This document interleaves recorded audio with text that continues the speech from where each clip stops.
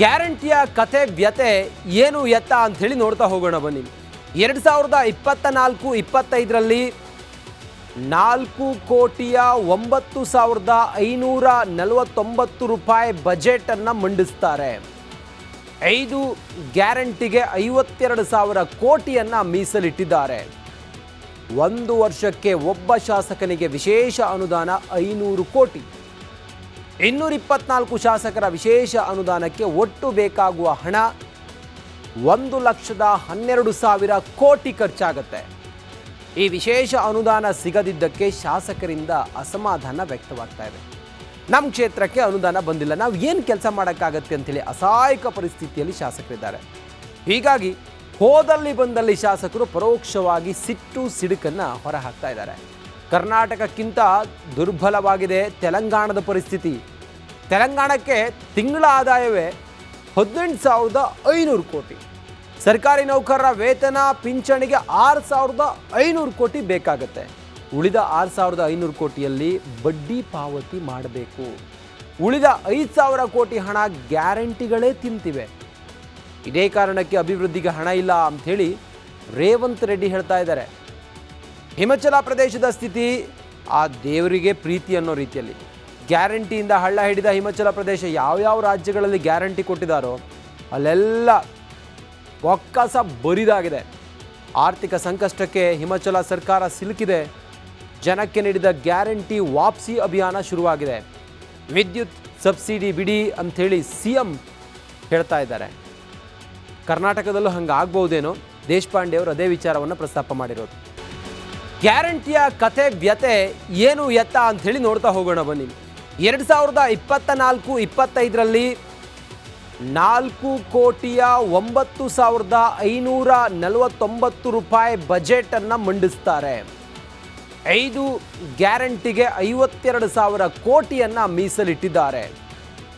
1 ವರ್ಷಕ್ಕೆ ಒಬ್ಬ ಶಾಸಕನಿಗೆ ವಿಶೇಷ ಅನುದಾನ 500 ಕೋಟಿ. 224 ಶಾಸಕರ ವಿಶೇಷ ಅನುದಾನಕ್ಕೆ ಒಟ್ಟು ಬೇಕಾಗುವ ಹಣ 1,12,000 ಕೋಟಿ ಖರ್ಚಾಗುತ್ತೆ. ಈ ವಿಶೇಷ ಅನುದಾನ ಸಿಗದಿದ್ದಕ್ಕೆ ಶಾಸಕರಿಂದ ಅಸಮಾಧಾನ ವ್ಯಕ್ತವಾಗ್ತಾ ಇದೆ. ನಮ್ಮ ಕ್ಷೇತ್ರಕ್ಕೆ ಅನುದಾನ ಬಂದಿಲ್ಲ, ನಾವು ಏನು ಕೆಲಸ ಮಾಡೋಕ್ಕಾಗತ್ತೆ ಅಂತೇಳಿ ಅಸಹಾಯಕ ಪರಿಸ್ಥಿತಿಯಲ್ಲಿ ಶಾಸಕರಿದ್ದಾರೆ. ಹೀಗಾಗಿ ಹೋದಲ್ಲಿ ಬಂದಲ್ಲಿ ಶಾಸಕರು ಪರೋಕ್ಷವಾಗಿ ಸಿಟ್ಟು ಸಿಡುಕನ್ನು ಹೊರಹಾಕ್ತಾ ಇದ್ದಾರೆ. ಕರ್ನಾಟಕಕ್ಕಿಂತ ದುರ್ಬಲವಾಗಿದೆ ತೆಲಂಗಾಣದ ಪರಿಸ್ಥಿತಿ. ತೆಲಂಗಾಣಕ್ಕೆ ತಿಂಗಳ ಆದಾಯವೇ 18,500 ಕೋಟಿ. ಸರ್ಕಾರಿ ನೌಕರರ ವೇತನ ಪಿಂಚಣಿಗೆ 6,500 ಕೋಟಿ ಬೇಕಾಗುತ್ತೆ. ಉಳಿದ 6,500 ಕೋಟಿಯಲ್ಲಿ ಬಡ್ಡಿ ಪಾವತಿ ಮಾಡಬೇಕು. ಉಳಿದ 5,000 ಕೋಟಿ ಹಣ ಗ್ಯಾರಂಟಿಗಳೇ ತಿಂತಿವೆ. ಇದೇ ಕಾರಣಕ್ಕೆ ಅಭಿವೃದ್ಧಿಗೆ ಹಣ ಇಲ್ಲ ಅಂಥೇಳಿ ರೇವಂತ್ ರೆಡ್ಡಿ ಹೇಳ್ತಾ ಇದ್ದಾರೆ. ಹಿಮಾಚಲ ಪ್ರದೇಶದ ಸ್ಥಿತಿ ಆ ದೇವರಿಗೆ ಪ್ರೀತಿ ಅನ್ನೋ ರೀತಿಯಲ್ಲಿ ಗ್ಯಾರಂಟಿಯಿಂದ ಹಳ್ಳ ಹಿಡಿದ ಹಿಮಾಚಲ ಪ್ರದೇಶ ಯಾವ್ಯಾವ ರಾಜ್ಯಗಳಲ್ಲಿ ಗ್ಯಾರಂಟಿ ಕೊಟ್ಟಿದ್ದಾರೋ ಅಲ್ಲೆಲ್ಲ ಒಕ್ಕಸ ಬರಿದಾಗಿದೆ. ಆರ್ಥಿಕ ಸಂಕಷ್ಟಕ್ಕೆ ಹಿಮಾಚಲ ಸರ್ಕಾರ ಸಿಲುಕಿದೆ. ಜನಕ್ಕೆ ನೀಡಿದ ಗ್ಯಾರಂಟಿ ವಾಪಸಿ ಅಭಿಯಾನ ಶುರುವಾಗಿದೆ. ವಿದ್ಯುತ್ ಸಬ್ಸಿಡಿ ಬಿಡಿ ಅಂಥೇಳಿ ಸಿಎಂ ಹೇಳ್ತಾ ಇದ್ದಾರೆ. ಕರ್ನಾಟಕದಲ್ಲೂ ಹಂಗಾಗ್ಬಹುದೇನೋ. ದೇಶಪಾಂಡೆ ಅವರು ಅದೇ ವಿಚಾರವನ್ನು ಪ್ರಸ್ತಾಪ ಮಾಡಿರೋದು. ಗ್ಯಾರಂಟಿಯ ಕಥೆ ವ್ಯತೆ ಏನು ಎತ್ತ ಅಂತ ಹೇಳಿ ನೋಡ್ತಾ ಹೋಗೋಣ ಬನ್ನಿ. 2024-25ರಲ್ಲಿ 4,09,549 ರೂಪಾಯಿ ಬಜೆಟ್ ಅನ್ನು ಮಂಡಿಸ್ತಾರೆ. 5 ಗ್ಯಾರಂಟಿಗೆ 52,000 ಕೋಟಿಯನ್ನು ಮೀಸಲಿಟ್ಟಿದ್ದಾರೆ. 1 ವರ್ಷಕ್ಕೆ ಒಬ್ಬ ಶಾಸಕನಿಗೆ ವಿಶೇಷ ಅನುದಾನ 500 ಕೋಟಿ.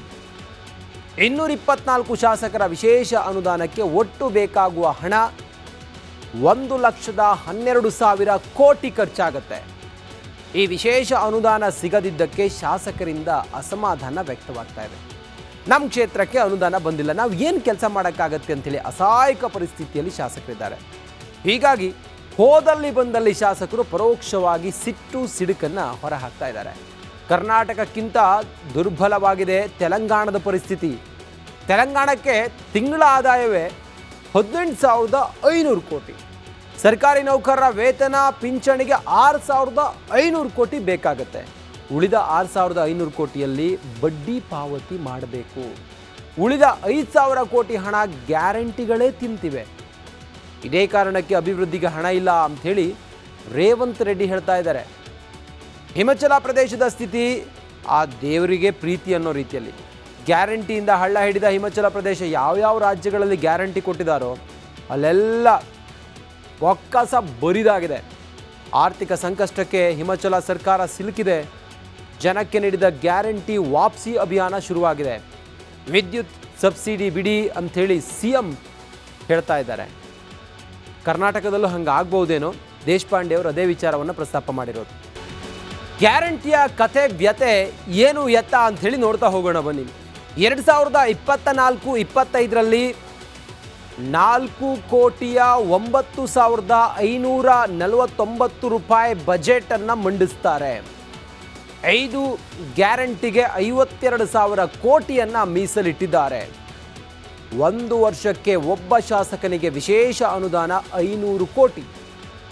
224 ಶಾಸಕರ ವಿಶೇಷ ಅನುದಾನಕ್ಕೆ ಒಟ್ಟು ಬೇಕಾಗುವ ಹಣ 1,12,000 ಕೋಟಿ ಖರ್ಚಾಗುತ್ತೆ. ಈ ವಿಶೇಷ ಅನುದಾನ ಸಿಗದಿದ್ದಕ್ಕೆ ಶಾಸಕರಿಂದ ಅಸಮಾಧಾನ ವ್ಯಕ್ತವಾಗ್ತಾ ಇದೆ. ನಮ್ಮ ಕ್ಷೇತ್ರಕ್ಕೆ ಅನುದಾನ ಬಂದಿಲ್ಲ, ನಾವು ಏನು ಕೆಲಸ ಮಾಡೋಕ್ಕಾಗತ್ತೆ ಅಂತೇಳಿ ಅಸಹಾಯಕ ಪರಿಸ್ಥಿತಿಯಲ್ಲಿ ಶಾಸಕರಿದ್ದಾರೆ. ಹೀಗಾಗಿ ಹೋದಲ್ಲಿ ಬಂದಲ್ಲಿ ಶಾಸಕರು ಪರೋಕ್ಷವಾಗಿ ಸಿಟ್ಟು ಸಿಡುಕನ್ನು ಹೊರಹಾಕ್ತಾ ಇದ್ದಾರೆ. ಕರ್ನಾಟಕಕ್ಕಿಂತ ದುರ್ಬಲವಾಗಿದೆ ತೆಲಂಗಾಣದ ಪರಿಸ್ಥಿತಿ. ತೆಲಂಗಾಣಕ್ಕೆ ತಿಂಗಳ ಆದಾಯವೇ 18,500 ಕೋಟಿ. ಸರ್ಕಾರಿ ನೌಕರರ ವೇತನ ಪಿಂಚಣಿಗೆ 6,500 ಕೋಟಿ ಬೇಕಾಗತ್ತೆ. ಉಳಿದ 6,500 ಕೋಟಿಯಲ್ಲಿ ಬಡ್ಡಿ ಪಾವತಿ ಮಾಡಬೇಕು. ಉಳಿದ 5,000 ಕೋಟಿ ಹಣ ಗ್ಯಾರಂಟಿಗಳೇ ತಿಂತಿವೆ. ಇದೇ ಕಾರಣಕ್ಕೆ ಅಭಿವೃದ್ಧಿಗೆ ಹಣ ಇಲ್ಲ ಅಂಥೇಳಿ ರೇವಂತ್ ರೆಡ್ಡಿ ಹೇಳ್ತಾ ಇದ್ದಾರೆ. ಹಿಮಾಚಲ ಪ್ರದೇಶದ ಸ್ಥಿತಿ ಆ ದೇವರಿಗೆ ಪ್ರೀತಿ ಅನ್ನೋ ರೀತಿಯಲ್ಲಿ ಗ್ಯಾರಂಟಿಯಿಂದ ಹಳ್ಳ ಹಿಡಿದ ಹಿಮಾಚಲ ಪ್ರದೇಶ ಯಾವ್ಯಾವ ರಾಜ್ಯಗಳಲ್ಲಿ ಗ್ಯಾರಂಟಿ ಕೊಟ್ಟಿದ್ದಾರೋ ಅಲ್ಲೆಲ್ಲ ಒಕ್ಕಸ ಬರಿದಾಗಿದೆ. ಆರ್ಥಿಕ ಸಂಕಷ್ಟಕ್ಕೆ ಹಿಮಾಚಲ ಸರ್ಕಾರ ಸಿಲುಕಿದೆ. ಜನಕ್ಕೆ ನೀಡಿದ ಗ್ಯಾರಂಟಿ ವಾಪಸಿ ಅಭಿಯಾನ ಶುರುವಾಗಿದೆ. ವಿದ್ಯುತ್ ಸಬ್ಸಿಡಿ ಬಿಡಿ ಅಂಥೇಳಿ CM ಹೇಳ್ತಾ ಇದ್ದಾರೆ. ಕರ್ನಾಟಕದಲ್ಲೂ ಹಂಗಾಗ್ಬಹುದೇನೋ, ದೇಶಪಾಂಡೆ ಅವರು ಅದೇ ವಿಚಾರವನ್ನು ಪ್ರಸ್ತಾಪ ಮಾಡಿರೋದು. ಗ್ಯಾರಂಟಿಯ ಕತೆ ವ್ಯತೆ ಏನು ಎತ್ತ ಅಂಥೇಳಿ ನೋಡ್ತಾ ಹೋಗೋಣ ಬನ್ನಿ.